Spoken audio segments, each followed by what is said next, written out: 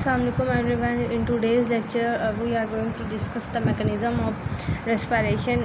इससे पिछले लेक्चर में हम लोगों ने रेस्पिरेशन का इंट्रो देखा था शॉर्ट सा, और उसके अंदर हमने ऑर्गेनाइजेशन देखी थी कि रेस्पिरेटरी सिस्टम की ऑर्गेनाइजेशन किस तरह से हो रही है, और डिफरेंट चीज़ों को हम लोगों ने कवर किया था। इस लेक्चर में हम लोग जो है ना वो देखेंगे कि किस तरह से हमारा जो मैकेनिज़्म है रेस्पिरेशन का वो कंट्रोल हो रहा है, और रेस्पिरेटरी मूवमेंट्स को भी हम लोगों देखेंगे कि किस तरह से ये मूवमेंट्स जो हैं वो हो रही हैं। सो लेक्चर को स्टार्ट करने से पहले मेरी आपसे रिक्वेस्ट है कि प्लीज़ मेरे चैनल को सब्सक्राइब ज़रूर किया करें, और वीडियो को लाइक करना मत भूला करें, और बेल आइकन को भी प्रेस करें ताकि आपको मेरी आने वाली हर वीडियो का नोटिफिकेशन मिलता रहे और आप इसको देखते रहें।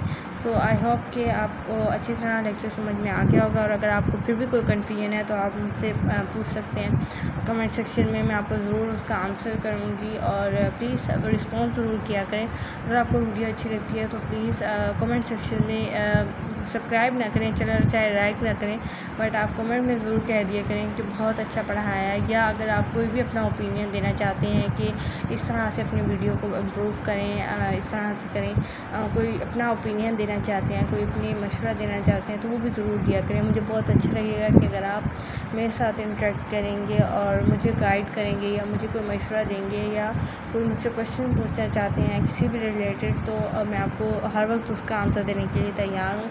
और आई होप आपको मेरी वीडियोस अच्छी लगती होंगी, और अगर आपको अच्छी लगती हैं तो प्लीज़ जो है अप्रिशिएट भी किया करें, और इसको सब्सक्राइब भी ज़रूर किया करें। किसी की मिन्नत को ऐसे रायगाना मत जाने दिया करें। सो आई होप कि आप मेरी बात समझ गए होंगे। तो चलें ज़्यादा देर नहीं करते हैं, हम अपने लेक्चर को स्टार्ट करते हैं। सो लेक्चर को स्टार्ट करने हम लोगों ने मैकेनिज़्म ऑफ रेस्पिरेशन को डिस्कस करना है कि किस तरह रेस्पिरेशन का ये प्रोसेस अकर हो रहा है। तो सबसे पहले हम लोग रेस्पिरेटरी मूवमेंट्स को देखते हैं, किस तरह से ये मूवमेंट हो रही हैं, और आपका रेस्पिरेशन का जो होल प्रोसेस है ये किस तरह से टेक प्लेस हो रहा है, किस तरह से मतलब आपकी जो एयर, हमने कहा कि इंस्पायरेशन इस तरह से हो रही होती है कि हमारा बाहर से जो एयर है वो लंग्स की तरफ जाता है, और एक्सपायरेशन में लंग्स से बाहर निकलता है। तो इस तरह की मूवमेंट्स हो रही होती हैं। लेकिन आप लोग ये देखेंगे किस तरह मतलब एयर खुद ब खुद अंदर आ रही है, खुद ब खुद बाहर जा रही है, इस तरह नहीं होता। कुछ चेंजिंग्स होती हैं लंग्स के साथ होती हैं, डिफरेंट जगहों पे चेंजिंग्स होती हैं, और फिर उसकी वजह से ही ये रेस्पिरेशन का होल प्रोसेस जो है वो हो पाता है। सो मैकेनिज़्म को हम डिस्कस ही तब करते हैं जब हम लोगों ने सारे स्टेप्स देखने होते हैं कि एक्चुअली सारा कुछ हो क्या रहा है, ठीक है ना। जब इंट्रो हम लोग करते हैं तो हम लोग शॉर्ट सा देखते हैं कि हाँ ये चीज़ यहाँ से ऐसे जा रही है, यहाँ से ऐसे जा रही है, ठीक है। लेकिन जब हम मैकेनिज़्म की बात करते हैं तो उसमें हम लोग हर एक स्टेप को देखते हैं, हर एक छोटी से छोटी डिटेल को देखते हैं कि सारा प्रोसेस हो कैसे रहा है, ठीक है। ये एक चीज़ हो गई है तो किस तरह हुई है, आखिर इसके पीछे कौन था, ठीक है। तो ये सारी चीज़ें हम लोग आज के लेक्चर में डिस्कस करेंगे। सबसे पहले हम लोग रेस्पिरेटरी मूवमेंट्स के ऊपर आ जाते हैं। इंट्रोडक्शन देख लें कि रेस्पिरेशन दो फेसेस होती हैं। मैंने पिछले लेक्चर में भी आपको बताया था कि एक्सपायरेशन और इंस्पायरेशन होती है। इंस्पायरेशन के दौरान अब हमने इंस्पायरेशन को एक्सप्लेन करना है। पिछले लेक्चर में हमने सिंपल सा कह दिया था कि इंस्पायरेशन में क्या हो रहा है कि एयर लंग्स बाहर से लंग्स की तरफ आ रही है, ठीक है। तो अब हम लोगों ने ये नहीं कहना, अब इंस्पायरेशन की डेफिनेशन भी तब्दील हो गई है। यहाँ पर आपने इंस्पायरेशन को कहना है कि यहाँ पर थोरिक केज जो होगा आपका, जो लंग्स का एक थोरिक केज होता है, यानी ये आपके लंग्स हैं। ठहरे मैं आपको ड्रॉ करके दिखाती हूँ। अच्छा जी, ये मैंने लंग्स आप लोगों के लिए बना दिए। आप देख सकते हो कि लेफ़्ट लंग जो है, ये वाला लेफ़्ट लंग, ये हमारा राइट से थोड़ा बड़ा है, ठीक है। सो इंस्पायरेशन के दौरान क्या होगा, ये थोरिक कैविटी जो है ये इनलार्ज हो जाएगी, यानी ये वाली जो थोरिक कैविटी है ये पूरी ये और ज़्यादा एक्सपैंड, यानी पहले ये यहाँ से लेकर ये इधर तक थी, अब ये और ज़्यादा एक्सपैंड, ये यहाँ से लेकर ये यहाँ तक हो जाएगी, यानी ये एक्सपैंड हो जाएगी, इनलार्ज हो जाएगी। इस एक्सपेंशन की वजह से लंग्स एक्सपैंड कर जाएंगी, और एयर जो है ना, क्योंकि यहाँ पर एक्सपैंड हो गया है और ज़्यादा एयर आने की कैपेसिटी बढ़ गई है, जिसकी वजह से बाहर से जो एयर है वो लंग्स के अंदर आ जाएगी। इस तरह से थोरिक लेकिन जब एक्सपायरेशन होगी, यहाँ से एयर ने बाहर जाना है, तो उसमें ये थोरिक कैविटी ये कम हो जाएगी, ये सिकुड़ जाएगा इस तरह से। और जो इसका साइज़ है लंग का साइज़, ये पहले इतना था तो अब ये इतना हो जाएगा, यानी और ज़्यादा कम हो जाएगा। सो इस तरह से फिर ये प्रेशर बढ़ जाएगा और फिर ये एयर बाहर चली जाएगी। सो ये एक शॉर्ट सा इंट्रो आ गया इंस्पायरेशन और एक्सपायरेशन का कि उसमें हो क्या क्या रहा है। लेकिन अब हम लोगों ने इस चैप्टर में डिटेल से देखना है कि क्यों ये लंग्स एक्सपैंड हुए, तो वो क्यों एक्सपैंड हुए। अगर एक्सपायरेशन के दौरान ये लंग्स जो हैं वो अपना एक्सपैंड नहीं हो रहे हैं, मतलब कॉन्ट्रैक्ट हो रहे हैं, तो वो किस वजह से हो रहे हैं। सो ये सारी चीज़ें हम इस चैप्टर में पढ़ेंगे, ठीक है। So during the normal quiet breathing, inspiration is the active process, expiration is the passive process। ये मैंने पिछले लेक्चर में भी डिटेल से इस बारे में आपको बताया कि क्यों ये पैसिव प्रोसेस है और क्यों ये एक्टिव प्रोसेस है। आप उस वीडियो के लेक्चर में जाके देख सकते हैं, उसका कॉन्सेप्ट ले सकते हैं। फिर उसके बाद मसल्स ऑफ रेस्पिरेशन पे आ जाता है। अब देखिए हमने क्या करवाना है, हमने इस लंग की कैविटी को एक्सपैंड करवाना है या कॉन्ट्रैक्ट करवाना है। तो वो कौन करवा रहा होता है, सारी बातें मसल्स। आपको पता है कि कॉन्ट्रैक्शन और रिलैक्सेशन का काम हमेशा मसल का होता है, हमेशा एक मसल ही कॉन्ट्रैक्ट और रिलैक्स करता है। इस वजह से हम मसल्स को डिस्कस करेंगे कि रेस्पिरेशन के करवाने के लिए कौन से मसल्स जो हैं वो ज़रूरी होते हैं। अब देखें, जो मसल इंस्पायरेशन करवा रहे होंगे वो अलग मसल्स होंगे, जो मसल्स एक्सपायरेशन करवा रहे होंगे वो मसल्स अलग होंगे, क्योंकि एक मसल ने एक्सपैंड करवाना है, एक मसल ने कॉन्ट्रैक्ट करवाना है। सो जो मसल्स जो होंगे जो इंस्पायरेशन में इन्वॉल्व होंगे उनको हम इंस्पायरेटरी मसल्स कहते हैं, जो एक्सपायरेशन में इन्वॉल्व होते हैं उनको हम एक्सपायरेटरी मसल्स कहते हैं। सो ये डिफरेंस आ जाते हैं इन दोनों के अंदर। सो अगर हम लोग इनके इस चीज़ को डिस्कस करें, सो रेस्पिरेटरी मसल्स की फिर एक और क्लासिफिकेशन की गई है 2 टाइप्स के अंदर। पहले तो हमने इंस्पायरेशन एक्सपायरेशन के देखे ना, अब और ज़्यादा आ गया है प्राइमरी और मेजर रेस्पिरेटरी मसल्स, दूसरे आ जाते हैं एक्सेसरी रेस्पिरेटरी मसल्स, ठीक है। सो प्राइमरी और major respiratory muscles which involve with the normal respiration, कि ये नॉर्मल रेस्पिरेशन करवा रहे हैं, कि नहीं इन्होंने साइज चेंज करवाना है थोरिक कैविटी का, या उसे एक्सपैंड करवाना है या उसे रिलैक्स करवाना है। ये नॉर्मल जब हम लोग ऐसे आम तौर पे जब हम लोग सांस ले रहे होते हैं तो उसमें जो मसल्स हैं वो प्राइमरी और मेजर मसल्स हैं। एक्सेसरी मसल्स का फिर क्या काम होगा, ये हेल्प करेंगे primary muscle during the force expiration.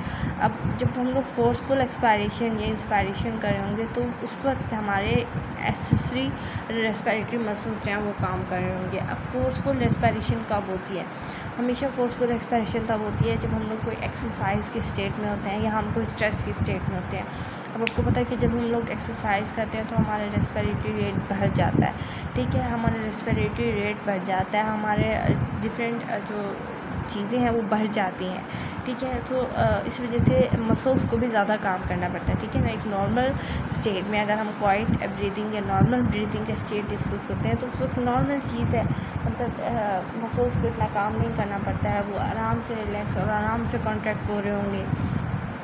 लेकिन जब केस आ जाता है कि आप लोग एक्सरसाइज कर रहे हो या आप बहुत ज़्यादा इमोशनल हो गए हो या आप बहुत ज़्यादा स्ट्रेस की स्टेट में आ गए हो, तो आपकी जो रेस्पिरेशन है वो डिस्टर्ब हो जाएगी, ब्रीथिंग का प्रोसेस डिस्टर्ब हो जाएगा।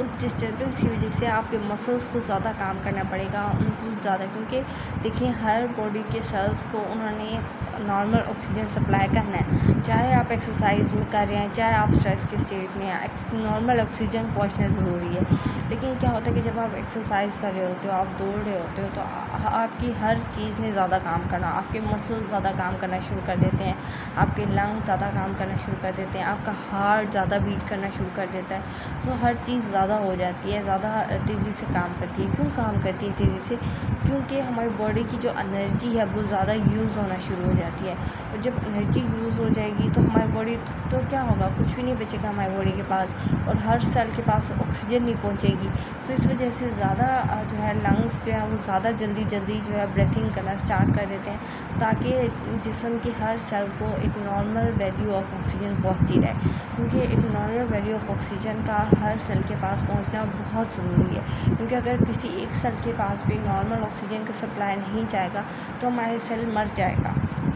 सो इस वजह से क्योंकि हम जब भी फोर्सफुल एक्सपायरेशन करेंगे हमारे मसल्स को ज़्यादा काम करना पड़ेगा, और फिर जब भी फोर्सफुल काम करेंगे तो हमारे एक्सेसरी जो रेस्पिरेटरी मसल्स हैं वो काम करना शुरू कर देंगे। लेकिन नॉर्मल स्टेट पे ये प्राइमरी और मेजर रेस्पिरेटरी मसल्स ये वाला काम करते हैं, ठीक हो गया। तो आपने इस कंसेप्ट को अपने माइंड में रखना है, ठीक है। ये आपने पहली दफ़ा रेस्पिरेटरी मसल्स के बारे में सुना होगा और उनके बारे में पढ़ा होगा।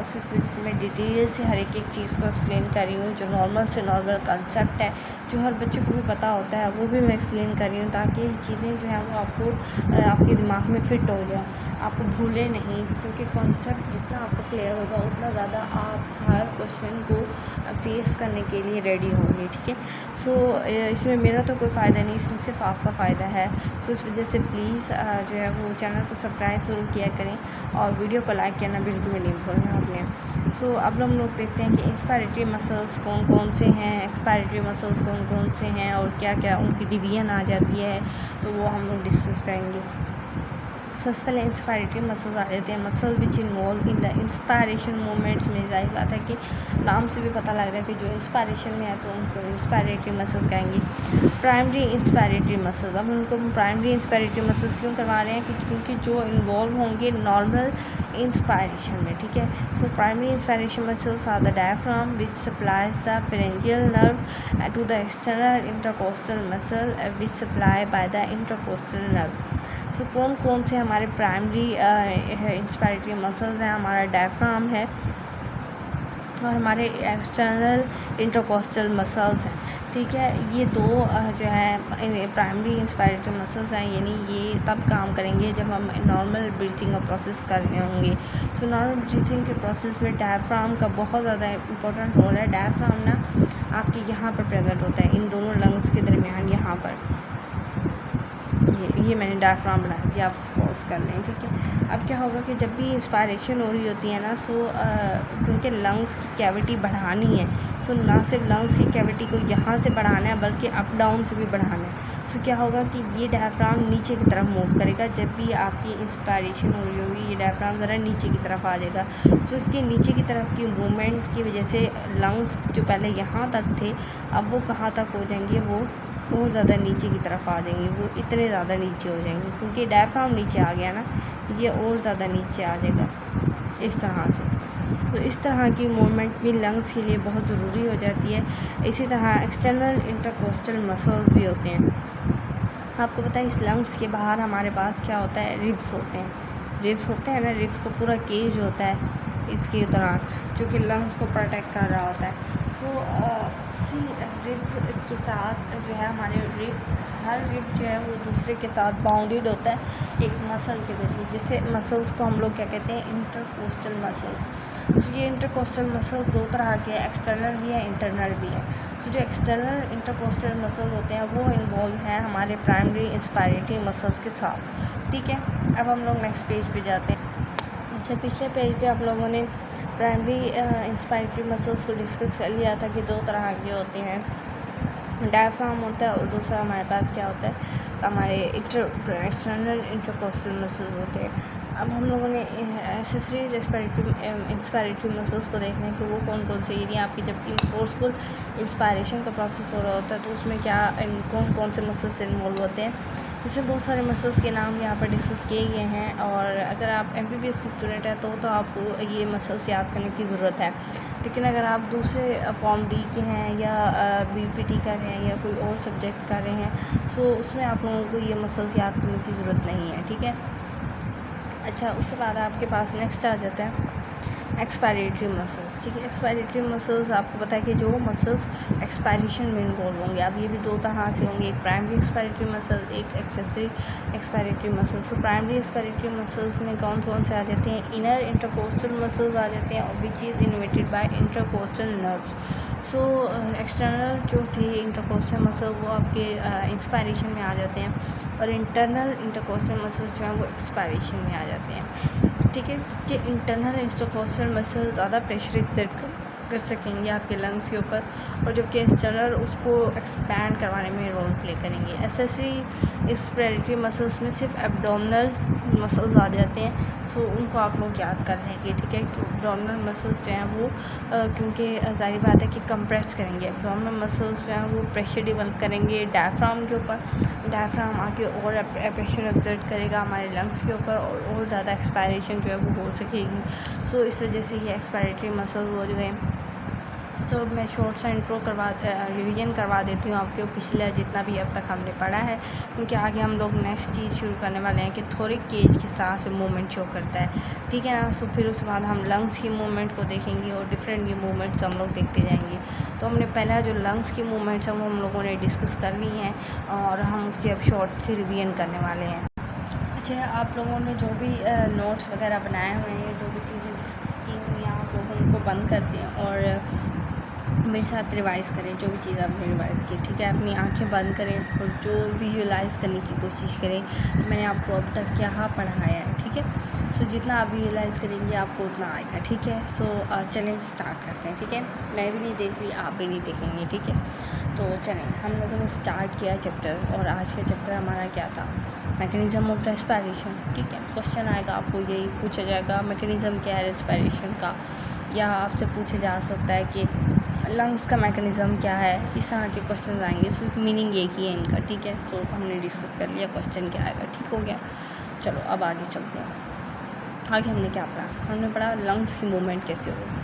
हमने क्या बताया, हमने कहा मैकेनिज़्म में हमने क्या बताना है, हमने हर एक चीज़ बतानी है। पहले हमने क्या बताया, शॉर्ट से बताया था कि इंस्पायरेशन क्या होती है, एक्सपायरेशन क्या होती है। अब हमने डिटेल से बताना है। अब हमने बताना है कि जब भी इंस्पायरेशन होगी तो क्या दो चीज़ें होंगी, दो चीज़ें होती हैं। क्या दो चीज़ें होती हैं, एक थोरिक कैविटी पे इफ़ेक्ट पड़ता है, दूसरा लंग के साइज़ पे इफ़ेक्ट करता है। तो अब मैंने आपको डिटेल से समझा के आई हूँ। अब आप बताओ, अब आपके बताने का टाइम आ गया, ठीक है। आपने बताना है इंस्पायरेशन के दौरान थोरिक कैविटी पे क्या इफ़ेक्ट होगा।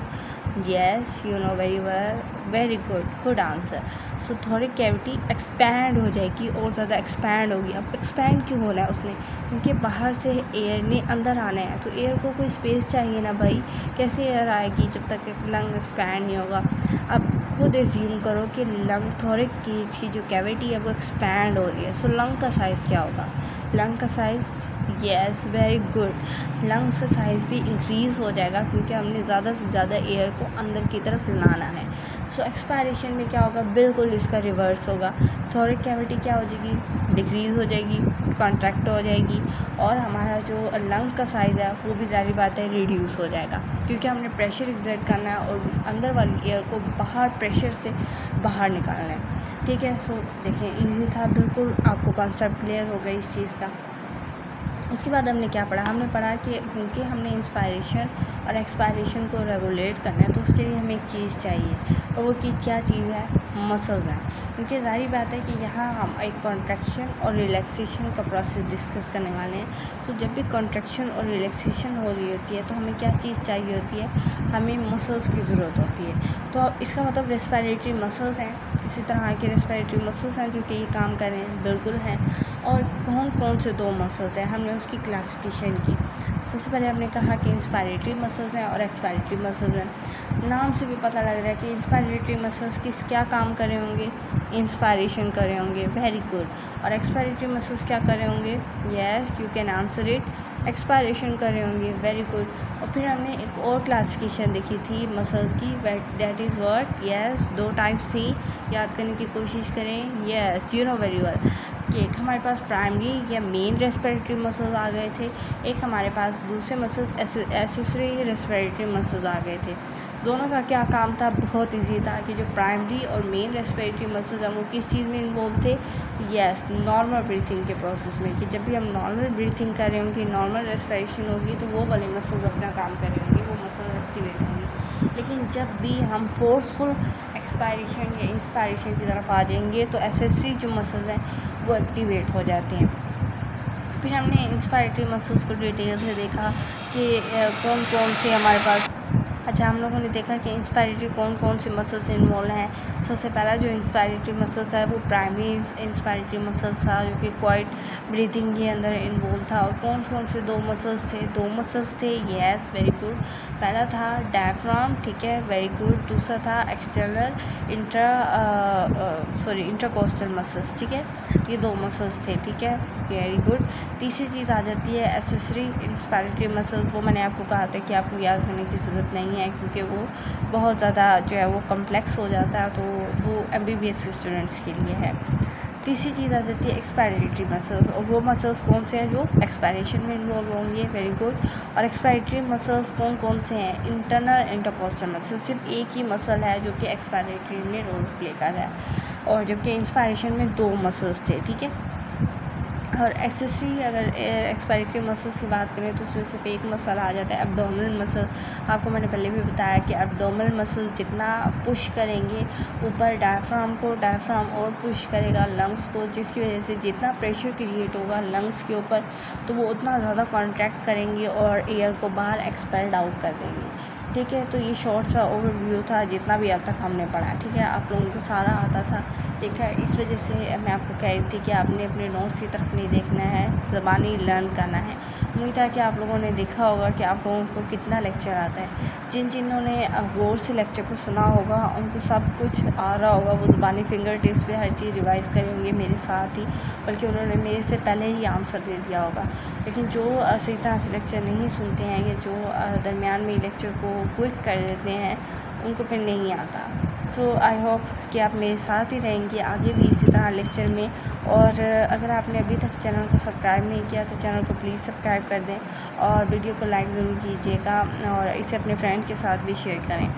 सो अब हम लोगों ने लंग्स की मूवमेंट्स को देख लिया। अब हमारे पास जो नेक्स्ट मूवमेंट्स आ जाती हैं वो थोरिक केज की मूवमेंट आ जाती है। ये थोरिक केज किस तरह से मूवमेंट शो करता है during the inspiration and during the expiration.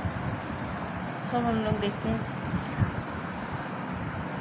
So inspiration causes the enlargement of thoracic cage, ये हम लोग पहले भी पढ़ चुके हैं कि इसमें थोरिक केज एक्सपैंड होता है। द थोरिक cage enlarges because it increase in all the diameters via the posterior हो, इंटीरियर हो, वर्टिकल डायमीटर हो, जो मर्जी डायमीटर हो, हर तरह से उसने enlarge होना है। इस तरह आपकी जो रिब केज है वो भी एलिवेट हो जाते हैं और इस वजह से भी थोरिक केज जो है वो इंक्रीज़ हो जाता है। वर्टिकल डायमीटर भी इंक्रीज़ हो जाता है। वो किस तरह से होता है कि डायफ्राम डिसेंड हो जाए, डायफ्राम नीचे की तरफ चला जाता है जिसकी वजह से वर्टिकल डायमीटर भी इंक्रीज़ हो जाता है। Change in the size of thoracic cavity occur because of the movements of four, 4 चीज़ें चेंज होती हैं, मूव करती हैं, जिसकी वजह से थोरिक कैविटी का साइज़ जो है वो चेंज होता है। सबसे पहले थोरिक लिड, दूसरा आ जाता है upper costal series, lower costal series और चौथा डायफ्राम। ये 4 चीज़ें हैं जो कि कुछ ना कुछ मूवमेंट शो करती हैं और कुछ ना कुछ मूवमेंट्स जो हैं वो अकर होती हैं। अच्छा, यहाँ पर मैंने आप सब लोगों के लिए लंग्स की डायग्राम बनाई है ताकि मैं इस चीज़ को आप लोगों को समझा सकूँ। ये चीज़ मैं आपको पहले भी बता के आई हूँ कि जब भी थोरिक कैविटी की इन्लार्जमेंट होगी, इंस्पायरेशन का केस हम पहले डिस्कस करें, सो सिर्फ यहाँ से या यहाँ से एक्सपैंड नहीं होना, इसने यहाँ से भी एक्सपैंड होना है और आगे की तरफ में, यानी यहाँ से भी एक्सपैंड होना है, पीछे की तरफ भी एक्सपैंड होना है, यानी हर जगह से इसने अपना डायमीटर जो है इंक्रीज़ करना है, ना सिर्फ एंटीरियर पोस्टीरियर यानी बाहर की तरफ और अंदर की तरफ, या ट्रांसवर्स या वर्टिकल डायमीटर, या पीछे की तरफ, या ट्रांसवर्स इस तरफ की तरफ, या वर्टिकल की तरफ, यानी जो भी जगह हो, यानी चारों डायरेक्शंस में ये थोरिक कैविटी की जो इन्लार्जमेंट है वो अकर हो रही होती है, यानी किसी एक डायरेक्शन में नहीं हो रही, या हॉरिजॉन्टल या वर्टिकल, या हम लोग आए ऊपर नीचे से, टॉप बॉटम से नहीं, हर जगह से थोरिक कैविटी जो है वो अपनी इन्लार्जमेंट को शो करेगी। और किस तरह से शो करेगी? 4 चीज़ें हैं जो कि इसके साइज़ को चेंज करती हैं। एक आ जाता है थोरिक लिड, कि इसके ऊपर जो पूरा थोरिक कैविटी आ जाती है, पूरा एक थोरिक की केज आता है रिब्स का वो। तीसरा जो है upper costal series, lower costal series, ये अपर कोस्टल सीरीज़ और लोअर कोस्टल सीरीज़ ये वही रिब्स के पेयर आ जाते हैं और उनका जो मसल्स आ जाते हैं वो। और चौथा डायफ्राम। ये 4 चीज़ें हैं जो कि इसके जो साइज़ है उसको तब्दील करवाने में हेल्प करते हैं। ठीक हो गया। सो आई होप कि आप लोगों को ये चीज़ समझ में आ गई होगी थोरिक कैविटी किस तरह से अपना जो है साइज़ को चेंज कर रहा है, ठीक है। अच्छा, अगर हम लोग मूवमेंट ऑफ डायफ्राम देखेंगे, डायफ्राम किस तरह से मूव करता है और थोरिक कैविटी पे इफेक्ट करता है, तो movement of diaphragm increase the vertical diameter of thoracic cavity. अच्छा, अगर आप लोग देखो कि अगर डायफ्राम मूव करेगा, डायफ्राम कहाँ है? यहाँ पर है। अब डायफ्राम कहते हैं कि इंस्पायरेशन के दौरान नीचे की तरफ जाता है, ठीक है, नीचे की तरफ जाएगा और ज़्यादा ये लंग्स नीचे की तरफ हो जाएंगे, ठीक है। सो क्या होगा कि before inspiration diaphragm is more dome shape, diaphragm और ज़्यादा डोम शेप इस तरह का होता है, लेकिन during inspiration due to the contraction muscle fibres are shorten but central conduction portion is drawn more downward so the diaphragm is flatten. तो पहले जो डायफ्राम जो इस शेप में था अब वो थोड़ा फ्लैटन इस तरह से हो गया। इसका फ्लैट होने की वजह से ये और ज़्यादा नीचे मूव करेंगे और एक्सपैंड हो जाएगा सारा कुछ। So flattening diaphragm increases the vertical diameter. इस तरह से वर्टिकल डायमीटर यानी जो पहले लंग्स इतना था अब वो बढ़ के इतना हो जाएगा, ये बढ़ के और इतना हो जाएगा क्योंकि डायफ्राम इस तरह शॉर्ट फ्लैट हो गया है, डोम शेप इसकी ख़त्म हो गई है। सो इस तरह से इंस्पायरेशन के दौरान ये चेंजिंग हो रही होती है। ठीक है, तो मैं शॉर्ट से बता देती हूँ। डायफ्राम इंस्पायरेशन के दौरान पहले इंस्पायरेशन से पहले वो मोर डोम शेप था, यानी डोम शेप क्या कहते हैं, ऐसे कहते हैं ये इस शेप को, ये इस तरह से एक ढाल बनाई हुई थी इसने। बट जैसे ही इंस्पायरेशन हुई तो क्योंकि थोड़ी कैविटी को हमने एक्सपैंड करना था तो डायफ्राम क्या हुआ कि फ्लैट हो गया और बिल्कुल सीधा हो गया। जो इसके अंदर एक डोम था वो ख़त्म हो गया। डोम किसे कहते हैं हम लोग, जैसे मस्जिद के ऊपर एक डोम बना हुआ होता है, इस तरह का गुंबद नुमा बना हुआ होता है, तो इसको हम लोग हमेशा डोम कहते हैं। सो आप ये डायफ्राम का डोम आप देख सकते हो, ठीक है ना। सो ये डोम ख़त्म हो जाएगा इंस्पायरेशन के दौरान क्योंकि हमने जो स्पेस है तो थोरिक कैविटी की जो स्पेस है हमने उसको बढ़ाना है। तो जितना हम बढ़ाएंगे वो डायफ्राम से बढ़ाएंगे और इस तरह वर्टिकल डायमीटर इंक्रीज़ हो जाएगा। ठीक है, इसी तरह आएंगे अगर हम लोगों ने इसको ट्रांसफरली ऊपर करवाना है तो क्या होगा, थोरिक जो लिड है इसके ऊपर थोरिक जो लिड है उसका डायमीटर इंक्रीज़ हो जाएगा और हमारी ये जो रिब्स हैं ये ऊपर की तरफ एलिवेट हो जाएंगी, ऊपर की तरफ आ जाएंगी। इस वजह से ये इंक्रीज़ हो जाएगा, हमारा डायफ्राम का ये जो मूवमेंट है ये इंक्रीज़ हो जाएगी। अच्छा, अब हम लोग ने मूवमेंट्स ऑफ लंग्स को देखने कि लंग्स किस तरह से मूव करें। जैसे इंस्पायरेशन के दौरान थोरिक केज इंक्रीज़ हो रहा है तो नेगेटिव प्रेशर जो है वो इंक्रीज़ हो जाएगा थोरिक कैविटी के अंदर। सो लंग्स एक्सपैंड हो जाएंगे। इसकी वजह से ड्यूरिंग द एक्सपायरेशन थोरिक कैविटी डिक्रीज़ हो जाती है जिसकी वजह से प्री इंस्पायरेटरी पोजीशन आ जाती है, डिक्रीज़ हो जाता है साइज़ इसका प्री इंस्पायरेटरी पोजीशन से। तो प्रेशर जो हो जाता है वो कम बैक हो जाता है and it's compresses the lungs so that the air expand lungs. तो मूवमेंट ऑफ लंग्स में क्या हो रहा है कि सबसे पहले इंस्पायरेशन के दौरान हमारी थोड़ी कैविटी इनलार्ज हो रही होती है।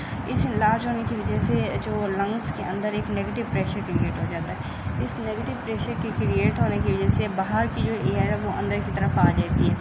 लेकिन एक्सपायरेशन के दौरान क्या हो रहा होता है कि प्रेशर जो होता है थोड़ी कैविटी के अंदर वो बढ़ जाता है।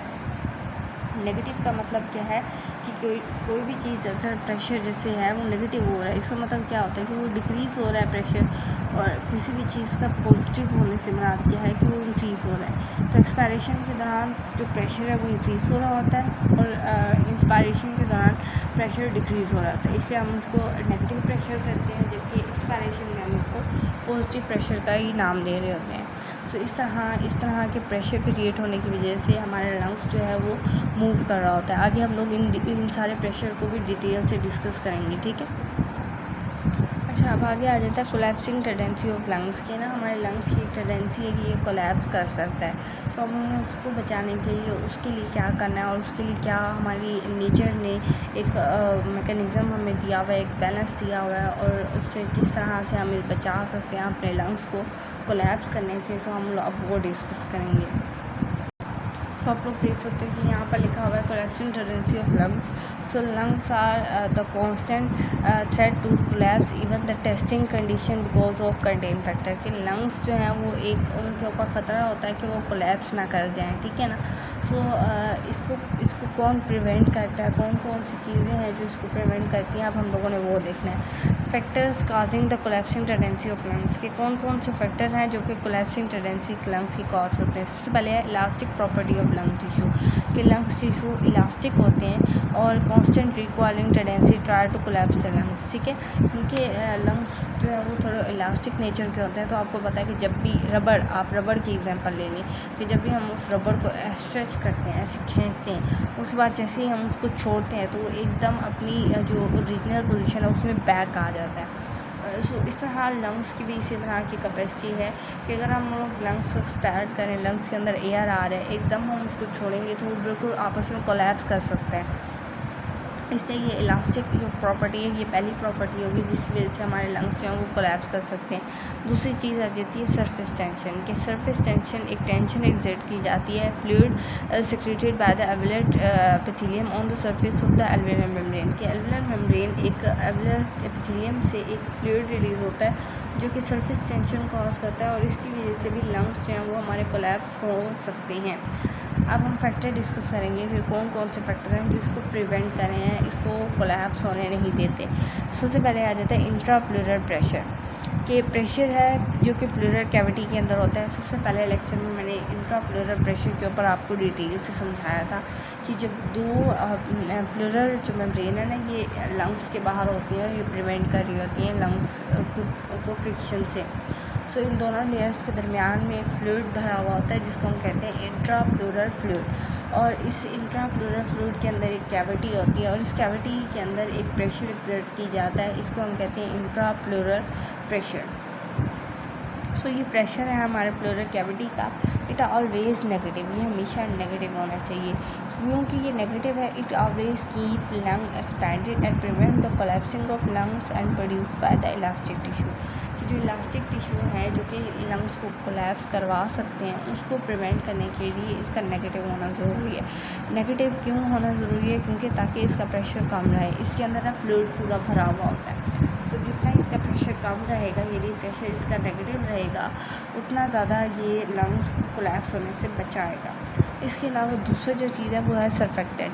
सर्फेक्टेंट एक ऐसा सब्सटेंस है जो कि एल्वेओलर एपिथेलियम रिलीज़ करता है, ये सरफेस टेंशन को कम करता है। ये जो सरफेस टेंशन थी, क्योंकि सरफेस टेंशन लंग्स को कोलैप्स करवाने देता है, तो जितना हम सरफेस टेंशन को कम करेंगे उतना हमारा लंग्स जो है वो कोलैप्स नहीं करेगा। सो इस वजह से हम लोग सर्फेक्टेंट्स को यूज़ करते हैं, और सर्फेक्टेंट्स लंग्स को कोलैप्स होने से बचाते हैं और सरफेस टेंशन को कम करते हैं। सो हम लोगों ने देखा किस तरह लंग्स कोलैप्स कर सकते थे और कौन कौन सी चीज़ें हैं जो कि उनको कोलैप्स करने से बचा रही हैं। ठीक है, सो आई होप कि आप लोगों को सारा ये सब चीज़ें समझ में आ गई होंगी। अच्छा, नेक्स्ट टॉपिक में हम लोगों ने रेस्पिरेटरी प्रेशर्स को डिस्कस करना है। पहले हमने रेस्पिरेटरी मसल्स को डिस्कस किया था और डिफरेंट मूवमेंट्स को डिस्कस किया था कि कैसे वो मूव कर रहे हैं, थोरिक कैविटी किस तरह से मूव कर रही है, लंग्स किस तरह से मूव कर रहे हैं, पूरा रेस्पिरेटरी ट्रैक किस तरह से मूव कर रहा है। अब हम लोगों ने प्रेशर्स को देखना है कि कौन कौन से प्रेशर जो है वो क्रिएट हो रहे हैं और इंस्पायरेशन और एक्सपायरेशन का रोल हो रहा है। सो दो चीज़ें हैं जो इंस्पायरेशन और एक्सपायरेशन करवा रहे हैं, एक हमारे मसल्स, दूसरा ये प्रेशर जो क्रिएट होगा हमारे लंग्स के अंदर। सो ये प्रेशर की आगे हम टाइप्स देखेंगे और फिर आगे उसकी फर्दर कुछ इन्फॉर्मेशन जो है वो देखेंगे। So the type of pressure are exerted in the thoracic cavity and lungs during the process of respiration. दो हैं प्रेशर, इंट्राप्लूरल प्रेशर और intrathoracic pressure, intra alveolar pressure और इंट्रापल्मोनरी प्रेशर। ये दो हैं, इन दोनों की ये नाम है। यानी इंट्राप्लूरल प्रेशर को हम इंट्राथोरिक भी कह सकते हैं और इंट्रा एल्वेओलर को इंट्रापल्मोनरी भी कह सकते हैं। इंट्रा एल्वेओलर को पल्मोनरी क्यों कह रहे हैं? क्योंकि ये पल्मोनरी यानी पल्मोनरी मतलब लंग्स, यानी ये लंग्स के अंदर है। और इंट्राप्लूरल प्रेशर क्योंकि थोरिक प्रेशर को भी इंट्राप्लूरल प्रेशर कह रहे हैं। सो हम लोग इंट्राप्लूरल प्रेशर की सबसे पहले डेफिनेशन देख लेते हैं और डिफरेंट इसकी आगे एक्सप्लेनेशन को डिस्कस करेंगे। सो इसकी डेफिनेशन क्या है कि intrapleural pressure is the pressure existing in the pleural cavity and that is between the visceral and the parietal layer of pleura. मैंने आपको बताया था पहले लेक्चर के अंदर कि प्लूरल जो कैविटी है ये बाउंडेड है दो लेयर्स से। दो लेयर्स हैं, बाई लेयर है हमारी प्लूरा, इसकी दो लेयर्स होती हैं, एक होती है इनर विसरल लेयर, एक है आउटर पैरेटल लेयर। इन दोनों के दरमियान में ये प्लूरल कैविटी होती है और इसी प्लूरल कैविटी के अंदर जो प्रेशर क्रिएट होता है उसको हम लोग इंट्राप्लूरल प्रेशर कहते हैं। So it exerted by the section of fluid, जो फ्लूइड होता है उसी से ये क्रिएट होता है, इस वजह से हम इसको इंट्राथोरिक प्रेशर भी कहते हैं। अच्छा, अब इसको हम लोग इंट्राथोरिक क्यों कह रहे हैं? क्योंकि ये एक्सर्टेड होता है होल थोरिक कैविटी के ऊपर, इस वजह से हम इसको इंट्राथोरिक प्रेशर कह रहे हैं। इसके कुछ नॉर्मल वैल्यूज़ हैं जिनको आपने ये याद रखना होगा कि respiratory pressure is always expressed in relation to the atmospheric pressure. जैसे रेस्पिरेटरी जो प्रेशर है उसको हम एटमॉस्फेरिक प्रेशर के रिलेशन में लेते हैं। जैसे 760 mm/Hg हमारा जो है वो नॉर्मल है। नॉर्मल वैल्यूज़ कितनी है at the end of normal inspiration, कि जब नॉर्मल इंस्पायरेशन ख़त्म हो जाती है तो क्या नॉर्मल वैल्यू होती है? तो होती है हमारी 760 से आप 6 माइनस कर देंगे तो वही आंसर आ जाएगा। At the end of normal expiration, पहले इंस्पायरेशन थी, अब एक्सपायरेशन के वक्त आप 2 माइनस करेंगे। इंस्पायरेशन के वक्त 6 माइनस किया, इस वक्त 2 माइनस किया। At the end of forceful expiration तो वो -30 आंसर आ जाता है।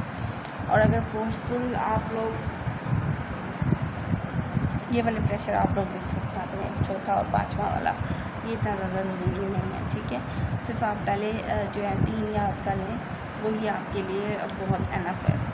Cause for the negativity of intrapleural pressure कि ये नेगेटिव क्यों होते हैं। Pleural cavity is lined by thin layer of fluid which is secreted by the visceral layer, नीचे वाली लेयर से सेक्रेट होता है।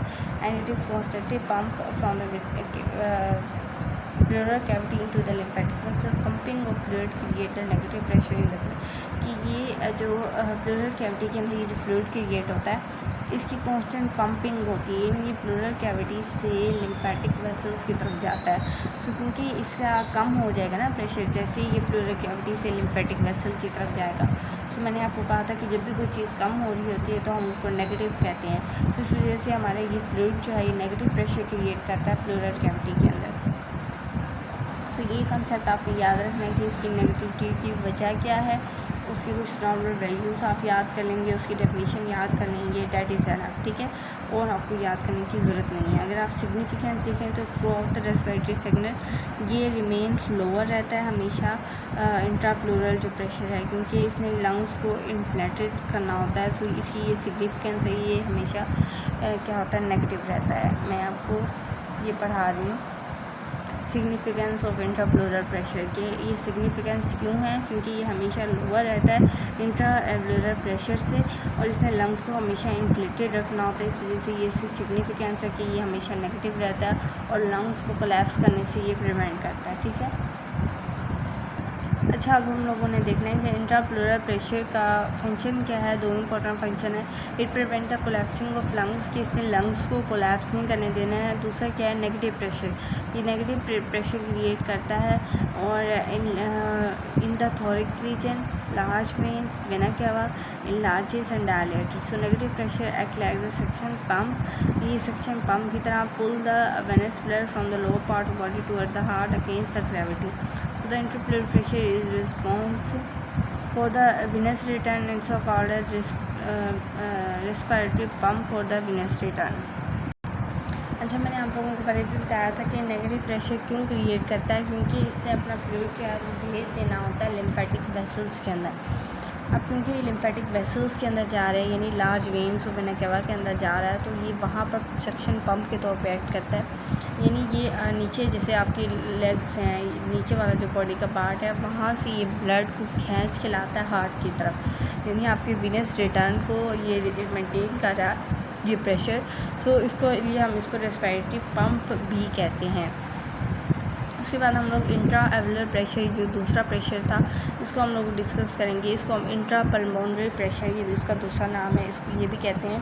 इसमें क्या है, intra alveolar pressure is the pressure existing in the alveoli of lungs. जब एविलाई ऑफ लंग्स के अंदर जो प्रेशर एग्जिट होता है उसको हम इंट्रा एल्वुलर प्रेशर कहते हैं। इसको हम इंट्रा प्लूरल प्रेशर भी आप कहोगे। नॉर्मल वैल्यूज़ इसके आप लोग डिस्कस कर लोगे कि normal intra alveolar pressure is equal to the atmospheric pressure which is 760।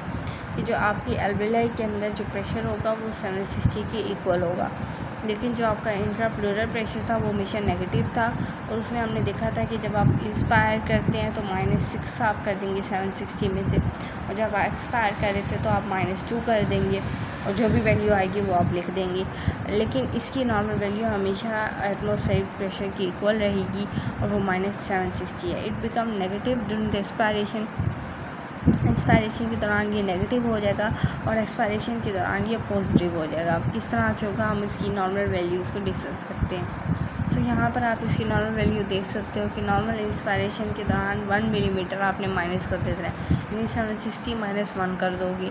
इसी तरह एक्सपायरेशन के दौरान +1 कर दोगे तो आपके पास नॉर्मल वैल्यू आ जाएंगी। At the end of expiration दोबारा एटमॉस्फेरिक प्रेशर 760 हो जाएगा, यानी जब आपका इंस्पायरेशन होगा तो 1 माइनस कर दोगे, वही वैल्यू आ जाएगी इसी प्रेशर की, और एक्सपायरेशन में 1 प्लस कर दोगे। वैसे अगर आप नॉर्मल आप देखो, जब आपका इंस्पायरेशन एंड हो जाता है तो आपका वापसी एटमॉस्फेरिक प्रेशर के इक्वल इसका प्रेशर आ जाएगा, डेट इज 760, और जब एक्सपायरेशन ख़त्म होगी तो ये दोबारा 760 हो जाएगा। मेजरमेंट आप इसका मिनो मैनोमीटर से कर सकते हो, मेजरमेंट इतनी ज़रूरी नहीं है। सिग्निफिकेंस की बात करोगे तो ये significance, it causes the flow of air in and out of the alveoli, so during the expiration it become negative, और एक्सपायरेशन के दौरान ये positive, so the atmospheric air enter into the alveoli. So इसने क्या करना है कि alveoli से एयर को बाहर और अंदर निकालना है, ठीक है। अच्छा, उसके बाद इससे इंट्रावेलर प्रेशर भी कम पॉजिटिव हो जाता है जब एक्सपायरेशन होती है। इससे दौरान ये एल्वेलाई से बाहर एयर को रखेगा, क्योंकि ऐसा हो सकता है ना कि क्योंकि हमने पढ़ा कि एल्वेलाई के अंदर एयर स्पेसेस हैं, और हो सकता है कि हम एक्सपायर करें और एयर वहीं पर रह जाए। तो ये वहीं पर रहने से बचाने के लिए हमारे पास इंट्राप्लूरल प्रेशर है, जो कि इसको बाहर और अंदर लाता है। इसका दूसरा काम है एक्सचेंज ऑफ गैसेस। जाहिर बात है कि एल्वेलाई के अंदर ही गैसेस का एक्सचेंज हो रहा होता है, तो वहीं गैसेस एक्सचेंज करेंगे। इसके बाद हमारे पास आ रहा है ट्रांसपल्मोनरी प्रेशर। तो ये क्या है, ये प्रेशर डिफरेंस है between the intraalveolar pressure and the intrapleural pressure. उन दोनों के दरमियान में जो डिफरेंस आता है उसको हम लोग ट्रांसपल्मोनरी प्रेशर कह देते हैं। ये मैं ये कहता है इलास्टिक फोर्स क्या है लंग्स के अंदर, और उसकी कितनी टेंडेंसी है उसका कोलैप्स करने की, ठीक है। सो आई होप कि आज का लेक्चर आप लोगों को समझ आ गया होगा। क्योंकि आपको कोई भी कन्फ्यूजन है तो आप मुझसे कमेंट करके पूछ सकते हैं, मैं आपको उसका ज़रूर आंसर दूँगी। इसके अलावा अगर आपको वीडियो अगर आपको अच्छी लगी हो तो आपने इसको लाइक ज़रूर करना है, और वीडियो को सब्सक्राइब करना बिल्कुल भी मत भूलिएगा। और आई होप कि आप लोगों ने वीडियो को सब्सक्राइब कर दिया होगा, और आई थिंक कि ये मेरे हार्ड वर्क का पे ऑफ है कि आप लोग मेरी मेहनत को सपोर्ट करते हैं, मुझे सपोर्ट करेंगे। और आई होप कि आप लोगों को अच्छे समझ में आ गया होगा। Take care of yourself. Allah हाफिज़।